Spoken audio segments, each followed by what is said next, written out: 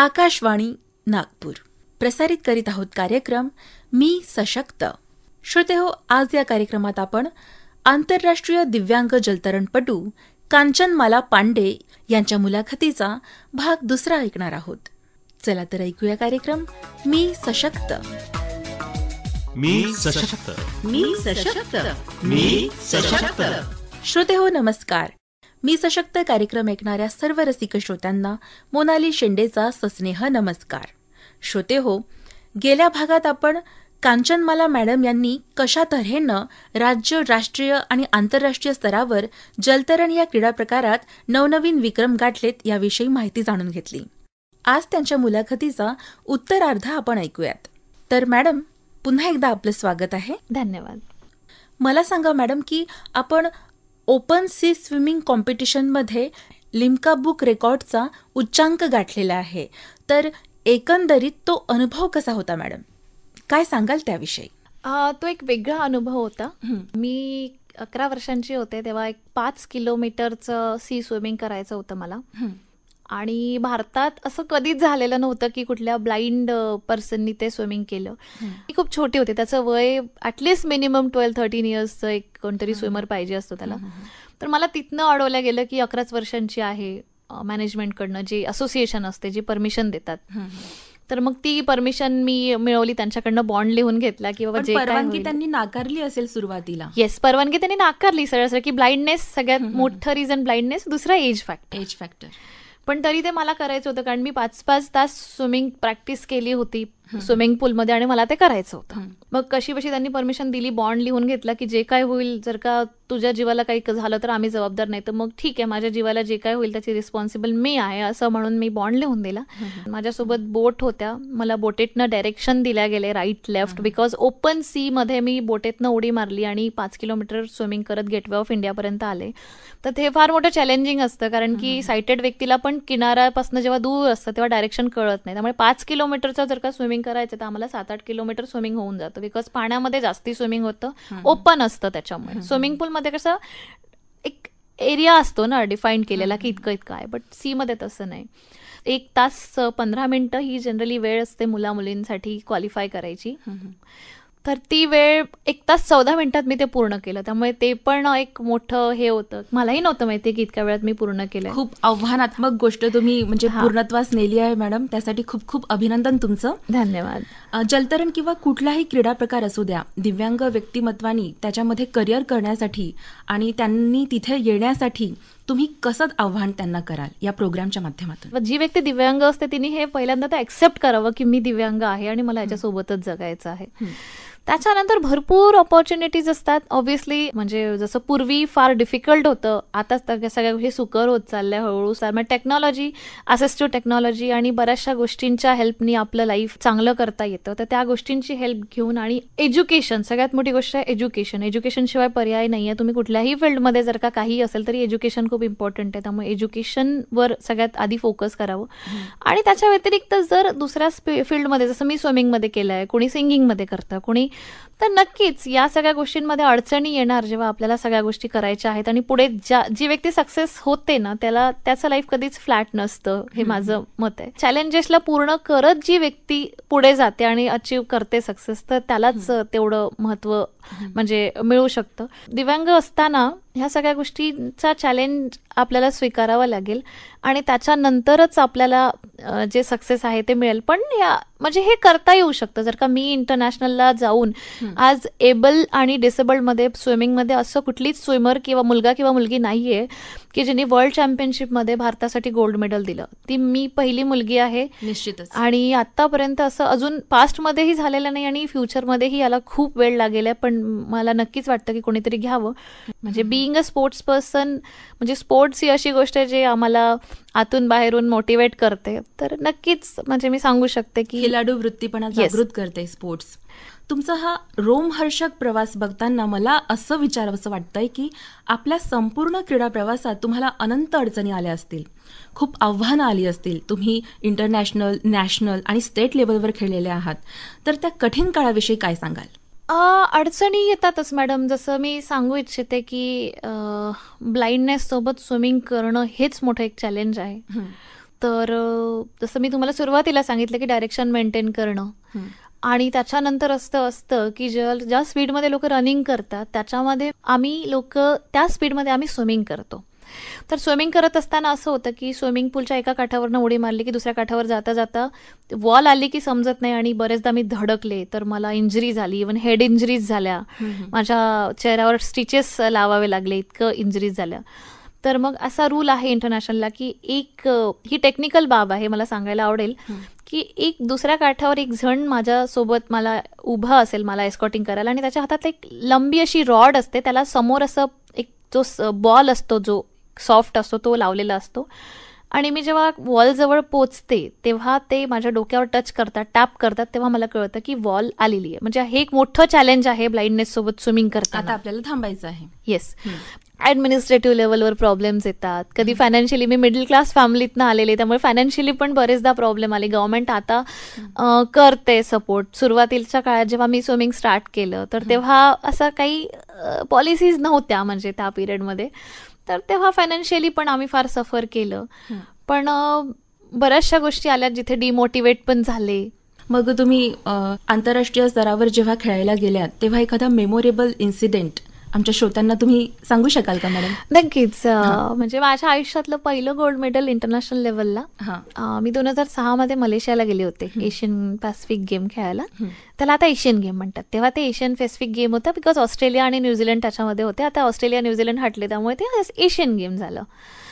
तर त्याच्यामध्ये मी पार्टिसिपेट केलेलं आणि सगळ्यांना मेडल्स मिळाले. मला पण पहिल्या दिवशी माझा इव्हेंट झाला, सिल्वर मेडल आलं.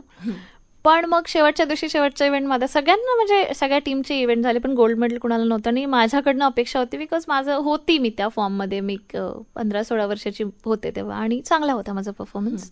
मग मी उतरले पाण्यात, स्विमिंग केलं आणि इतकं फास्ट मी ते स्विमिंग केलं, मला आठवतं अजूनही ते फील करता येतं की माझ्या तळपायांमध्ये आग लागली होती जेव्हा मी फिनिश केलं आणि नंतर मला कळलं की मला गोल्ड मेडल आलेलं आहे. म्हणजे मी खूप आयुष्यात मी तितकं फास्ट त्या एजपर्यंत कधीच स्विमिंग केलं नव्हतं बिकॉज मला माहिती होतं की गोल्ड मेडल घ्यायचं आहे. म्हणजे ते देशाचं जे एक्सपेक्टेशन्स होत्या, देशाचं जे एक्सपेक्टेशनचं जे प्रेशर होतं ते मी पेलवलं होतं. म्हणजे टेन्शनमध्ये नव्हती पण मी ते पॉझिटिव्हली घेतलं आणि जिंकले. सगळ्या त्या इंडिया टीमचा हर्ष, आनंद होता की बाबा finally India team without gold medal जाणार नाही इथून.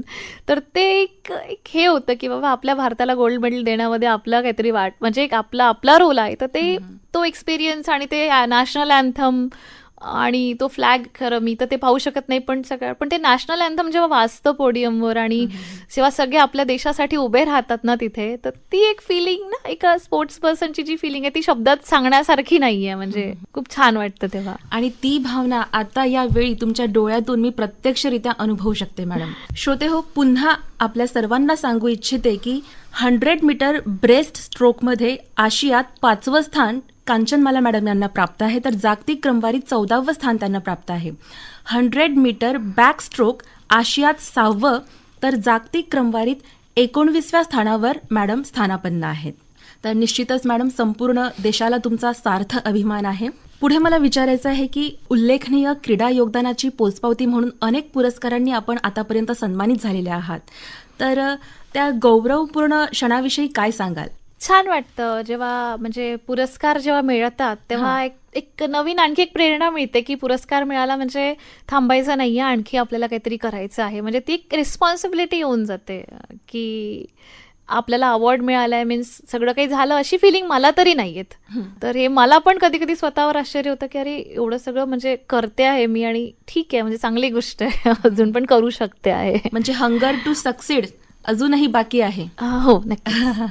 निश्चितच तुमच्या पदकांची कमाई आम्हा सर्वांना अचंबित करणारीच आहे मॅडम. मॅडम, आपण सामाजिक कार्यात देखील अग्रेसर आहात, तर त्याविषयी कोणकोणते उपक्रम आपण आतापर्यंत राबवलेले आहात? बघा, मी फार काही सोशल वर्क करत नाही पण थोडंफार जे करू शकते आहे माझ्या ज्या वेळात न उरलेल्या मी करू शकते आहे. फार मोठं खरंच मी करत नाहीये. एक संस्था आहे डिसेबिलिटी ॲडव्होकेसी रिसर्च अँड एज्युकेशन, त्यामध्ये मी व्हाईस प्रेसिडेंट आहे डेअरमध्ये. आणि विबिवा ही व्हिज्युअली इम्पेअर्ड बँकर्स असोसिएशन आहे, जी नॅशनल लेवलला पार्टिसिपेट करते, म्हणजे लोकांसाठी काम करते. त्याच्यात मी मेंबर आहे. उल्लेख केला राजेश असुदानी सर यांचा, तर हे त्यांचे फाउंडर आहेत या संस्थेचे. Yes, am I right? दोन्ही संस्थेचे. आणि त्यांच्यासोबत जेवढं मला जमतं तेवढं मी काम करते, म्हणजे जेवढं पॉसिबल आहे. जसं डेअरमध्ये लोकली आम्ही काही प्रोजेक्ट्स राबवतो, म्हणजे पोरांना म्हणजे आमचे जे ब्लाइंड स्टुडंट आहेत जे आता कॉम्पिटेटिव्ह एक्झामसाठी प्रिपेअर करतात, त्यांना आम्ही त्यांची प्रिपरेशन करून घेतो आणि त्यांचे क्लासेस पण चालवतो. की कारण बाहेर कॉम्पिटेटिव्ह क्लासेसचे भरपूर फीज आहेत, तर ब्लाइंड मुलं बऱ्याचदा गरीब घरातनं येतात, तर ते फीज देऊ शकत नाही. म्हणजे स्वतःच्या डोळ्यासमोर काळोख असतानाही तुम्ही इतरांच्या जीवनात प्रकाशाची ज्योत निर्माण केली आहे मॅडम. निश्चितच ही खूप छान कौतुकाची गोष्ट आहे. बरं, आपण पुरस्काराविषयी मघा बोललो, पण कोणकोणते पुरस्कार तुम्हाला आतापर्यंत मिळालेले आहेत हे आपण सांगितलं नाही मॅडम. मी जास्त म्हणजे आता फार तर मलाही आठवत नाही, ते बायोडाटामध्ये लिहिलेलं असतं, पण मला एक गव्हर्नमेंट ऑफ इंडियाचा नॅशनल अवॉर्ड जो सोशल जस्टिस मिनिस्ट्रीकडनं दिला जातो प्रेसिडेंट ऑफ इंडियाच्या हाताने, तो 2018 मिळालेला आहे नॅशनल अवॉर्ड स्पोर्ट्समध्ये. आणि त्याच्यानंतर 1वा पुरस्कार मला मिळाला महाराष्ट्र शासनाचा, तो 2009 मिळालेला आहे.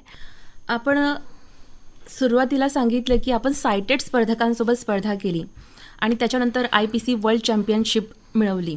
तर आता सद्यस्थितीमध्ये आपण सायटेड स्पर्धकांसोबत स्पर्धा कंटिन्यू ठेवली आहे का?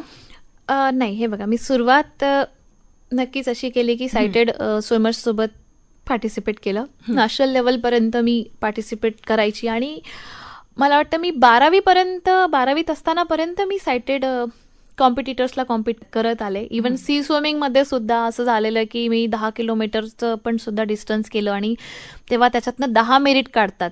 तर नेव्ही ऑर्गनाईज करते ते कॉम्पिटिशन. त्याच्यामध्ये मी 6वी मेरिट होते, एकदा 8वी मेरिट होते डोळस लोकांसोबत. तर हे सगळं करत असताना मग 12वीपर्यंत मी ते केलं. आणि त्याच्यासोबत काय झालं, मी जेव्हा सायटेड स्विमर्ससोबत पार्टिसिपेट करायचे त्याच्यासोबतच मला सुरुवातीच्या 1 वर्षातच कळलं की डिसेबल्ड लोकांसाठी पण कॉम्पिटिशन होते. पॅरालिम्पिक त्याचं हे आहे की जसं ऑलिम्पिक असतं त्याच्याच इक्वल असतं पॅरालिम्पिक, खास दिव्यांगजनांसाठी. या सुद्धा स्पर्धा होतात. मग मी त्याच्यावर फोकस जास्ती केला आणि त्याच्यामध्ये मी पार्टिसिपेट करत राहिले. म्हणजे मग बरेच वर्ष, म्हणजे 12वीत असतानापर्यंत मी सायमल्टेनियस दोन्ही टुर्नामेंटमध्ये पार्टिसिपेट करायचे. मग त्याच्यानंतर मी पॅरालिम्पिकवर फोकस केलं. मग माझं एशियन गेम झालं 10वीत, कॉमनवेल्थ झालं, त्याच्यानंतर वर्ल्ड चॅम्पियनशिप. मग मी एका स्ट्रीमकडेच फोकस केलं आणि त्याच्यामध्येच मग मी पार्टिसिपेट करते. तर सायटेड लोकांसोबत मी सध्या तर नाही करत आहे, कारण याच्यामधनंच मला वेळ मिळत नाही. याच्याच टुर्नामेंट्स असतात आणि मग कुठेतरी एका याच्यावर फोकस करणं आवश्यक असतं. त्यामुळे मग वर्ल्ड चॅम्पियनशिप जी मी खेळले त्याच्यामध्ये माझे कॉम्पिटिटर्स ब्लाइंडच होते माझ्यासारखेच, कारण की साम्य हवं असतं. हे बघा, तुम्हाला कॉम्पिटिशन जर का करायची तर ती इक्वल सोबत होते, कारण हा एक फिजिकल स्पोर्ट्स आहे ना, हा फिजिकल एफर्ट्सवाला स्पोर्ट्स आहे. त्यामुळे इक्वल जेव्हा तुम्ही सगळे असाल तेव्हाच तुमची कॉम्पिटिशन मानल्या जाईल. जिथे साम्य नाहीये तिथे कॉम्पिटिशन कशी होणार? बरोबर. त्यामुळे मग ती गोष्ट खूप इम्पॉर्टंट. आणि माझ्या वर्ल्ड चॅम्पियनशिप आणि मी सगळ्या ज्या गेम्स खेळले त्याच्यामध्ये माझे कॉम्पिटिटर्स ब्लाइंडच होते. म्हणजे समानता हे कॉमन फॅक्टर असायला हवं. येस, कॉम्पिटिशनसाठी असायलाच पाहिजे. निश्चितच. पुढे मला असं विचारावंसं वाटतं मॅडम की जिथं सर्वसामान्य आमच्यासारख्या स्त्रिया म्हणा, लग्न झाल्यानंतर ज्या नोकरीवर असतात, लग्न झाल्यानंतर मुलं बाळ झाल्यानंतर करिअरमध्ये समोर जाणं हे आमच्यासाठी अशक्यप्राय होऊन जातं कधी कधी. म्हणजे घरची कामं, संसाराची जबाबदारी, लहान मुलाचं करणं, सगळं हे करून नोकरीमध्ये करिअर, असं प्रोग्रेसिव्ह करिअर करणं अशक्यप्राय होऊन जातं. पण ते तुम्ही नेत्रहीन असताना सुद्धा सर्व साध्य केलं. तर यामागे नेमकी कुणाची प्रेरणा होती? हे बघा, मी रिझर्व्ह बँकेत नोकरी करते आणि मला नक्कीच सांगायला आवडेल की रिझर्व्ह बँकेने सुद्धा मला स्पोर्ट्स झोन ऑफ एक्सलन्स मध्ये ठेवलेलं आहे. त्यामुळे मला रोज जायची गरज नाहीये. मला खेळायसाठी माझी बँक सुट्टी देते, मी टुर्नामेंटला जाते. त्यामुळे ते खूप मोठा मला एक सपोर्ट आहे माझ्या ऑफिसचा, की बँक सुद्धा मला सपोर्ट कर. अदरवाईज डेली ऑफिसला येणं, त्याच्यानंतर प्रॅक्टिस करणं, मग घर सांभाळणं हे शक्य नव्हतं. त्यामुळे मला ऑफिसनी हा सपोर्ट केला म्हणून मी आज स्पोर्ट्सचं सगळं करिअर करू शकते आहे. त्याच्यानंतर माझी फॅमिली, माझे हजबंड, आता माझं छोटं बाळ आहे तर ते माझ्या बाळाला सांभाळतात, माझ्यासोबत प्रॅक्टिसला येतात म्हणून मी हे सगळं करू शकते. तर बऱ्याचशा गोष्टी आहे, कुठलं एक फॅक्टर नाही सांगता येणार याच्यामध्ये. ह्या सगळ्या मल्टिपल गोष्टी आहेत की ज्याच्यामुळे मी आज बाळ, घर, नोकरी आणि स्पोर्ट्स हे सगळं करू शकते आहे. ओव्हरऑल सर्व पातळीवर Yes. तुम्हाला मदत मिळालेली आहे आणि Yes. त्यामुळे तुम्ही स्वतःला हो, या बाबतीत मी इथपर्यंत नशीबवान आहे. प्रस्थापित करू शकलेले आहात. नक्कीच. निश्चितच मॅडम. बरं, इतर दिव्यांगजनांना तुम्ही स्वतःच्या उदाहरणावरून काय संदेश द्याल मॅडम, मी सशक्त या कार्यक्रमाच्या माध्यमातून? मी हाच संदेश देईल आहे की फोकस्ड असायला पाहिजे. म्हणजे एक कुठलं तरी एक आपलं एक गोल चूज करायला पाहिजे आणि फ्लॅट लाईफ जगू नये. कारण माझ्या अनुभवावरून मी सांगते की आयुष्यात काहीच नाही, म्हणजे ठीक आहे जगायचं म्हणून जगायचं असं करू नका. कुठली तरी एक फील्ड निवडा आणि नक्कीच प्रत्येकामध्ये काही ना काही टॅलेंट असतं. फक्त ते ओळखायला आलं पाहिजे की आपण काय करू शकतो आणि त्याच्यावर फोकस करून पुढे जा. नक्कीच एक मला हे नाही म्हणायचं की प्रत्येक जणच काहीतरी स्पेशलच करेल, पण ॲटलिस्ट नॉर्मली एक ॲव्हरेज लेवलमध्ये सुद्धा आयुष्यात काहीतरी करून छान लाईफ जगता येऊ शकतं. म्हणजे प्रत्येकाने काहीतरी स्पेशलच केलं पाहिजे अशी माझी बिलकुल मला नाही आहे. पण नक्कीच एक चांगल्या पद्धतीचं लाईफ तुम्ही आपल्या आयुष्यातले जे पॅशन्स आहेत ते जोपासून आपलं गोल फिक्स करून टार्गेट ओरिएंटेड असून हे सगळं करता येऊ शकतं. तर असं राहायला पाहिजे माझ्या मते. खूप छान प्रेरणादायी असा संदेश तुम्ही आमच्या सर्व श्रोत्यांना दिलेले आहेत मॅडम. आता समोर काय करायचं आहे मॅडम आपल्याला भविष्यात? आता बघा, सध्या मी मार्चमध्ये एक इटलीला एक पॅरा स्विमिंग वर्ल्ड सिरीज होते, मी त्याच्यामध्ये पार्टिसिपेट करणार आहे आणि प्रयत्न करेल आहे की 24चं जे ऑलिम्पिक आहे पॅरिसला होणार आहे त्याच्यामध्ये म्हणजे मी पार्टिसिपेट करावं. कारण की बी क्वालिफाय केलं होतं मी मागचे जे जपानमध्ये जे ऑलिम्पिक झालेलं त्याच्यासाठी, पण नंतर कोविड आला आणि मी ए क्वालिफाय करायला जाऊ नाही शकले. त्यामुळे मला तो स्लॉट नाही मिळाला, एक कोटा मिळत असतो. त्यामुळे मी बी क्वालिफाय असताना सुद्धा मला ते पार्टिसिपेशन नाही मिळालं. त्यामुळे मी प्रयत्न करेल आहे की इटलीला मला ते करता येईल, म्हणजे माझा तो प्रयत्न असेल. आणि पॅरिस ऑलिम्पिक, आणि जोपर्यंत नक्कीच आयुष्यात बॉडी जोपर्यंत साथ देते आहे आणि जोपर्यंत मी खेळू शकते तर माझ्या स्पोर्ट्स करिअरमध्ये मी ते नक्कीच करेल. आणि बाकी आयुष्यात ज्या काही चांगल्या गोष्टी करता येतील सोशली त्याही सुद्धा करायचा प्रयत्न करेल. आता आयुष्य कुठे नेतंय पॉझिटिव्हली ते मला माहित नाही, पण मी माझ्या बाजूनी पॉझिटिव्ह प्रयत्न करेल, सकारात्मक विचार Yes. नक्की ठेवणार. श्रोते हो, आपल्या सगळ्यांना ठाऊक आहे की कांचनगंगा हे हिमालय पर्वतरांगातील भारतीय भूमीतील एक सर्वोच्च शिखर आहे. त्याचप्रमाणे जलतरण या क्रीडा प्रकारांमध्ये येणाऱ्या सुवर्ण पदकांची कमाई करून कांचनमाला मॅडम यांनी यशाचं सर्वोच्च शिखर सर केलंय. सरते शेवटी मला कवी कुसुमाग्रजांच्या या ओळींचं स्मरण होतं श्रोते हो. हजार जिव्हा तुझ्या गरजू दे, प्रतिध्वनीने त्या समुद्रा डळमळू दे तारे. हजार जिव्हा तुझ्या गरजू दे, प्रतिध्वनीने त्या समुद्रा डळमळू दे तारे. विराट वादळ हेल काऊ दे, पर्वत पाण्याचे ढळू दे दिशा कोन सारे. चला उभारा शुभ्र शिडे ती गर्वाने वरती. चला उभारा शुभ्र शिडे ती गर्वाने वरती. कथा या खुळ्या सागराला, कथा या खुळ्या सागराला. अनंत अमुची ध्येया सक्ती, अनंत अन आशा. किनारा तुला पामराला, किनारा तुला पामराला. श्रोते हो, सागर सफरीवर निघालेला दर्यावर्दी कोलंबस आपल्या सगळ्यांनाच ठाऊक आहे. तो कोलंबस वाटेत येणाऱ्या अनंत अडचणींना तोंड देत शेवटी आपल्या इच्छित स्थळी पोहोचला. त्याचप्रमाणे क्रीडासागरात प्रयत्नांचा स्विमिंग सूट घालून अफाट इच्छाशक्तींच्या लाटांवर स्वार होत कांचनमाला मॅडम, अफाट इच्छाशक्तींच्या लाटांवर स्वार होत आज आपण इथपर्यंत पोहोचलात, किंबहुना जीवनसागर पार केलात. तर तुमचा हा प्रवास असाच सुरू राहो. नवनवीन उच्चांक तुम्ही गाठावा आणि आपल्या देशाचं नाव असंच उज्ज्वल करावं, हेच तुम्हाला आकाशवाणी नागपूरतर्फे सदिच्छा. कांचनमाला मॅडम, आपण इथं आलात आपल्या व्यस्त दैनंदिनीतून वेळ काढून आणि आपला मौल्यवान वेळ तुम्ही आकाशवाणी नागपूरला दिला. त्यासाठी आकाशवाणी नागपूरतर्फे मी आपली अत्यंत ऋणी आहे. धन्यवाद. धन्यवाद. मी सशक्त. मी सशक्त. मी सशक्त. श्रोते हो, आत्ताच आपण मी सशक्त या कार्यक्रमात आंतरराष्ट्रीय दिव्यांग जलतरणपटू कांचनमाला पांडे यांची मोनाली शेंडे यांनी घेतलेली मुलाखत ऐकलीत. या मुलाखतीचा भाग दुसरा आपण ऐकलात. या कार्यक्रमाची सादरकर्ते होते प्रकाश आत्राम. ही आकाशवाणी नागपूर केंद्राची निर्मिती होती.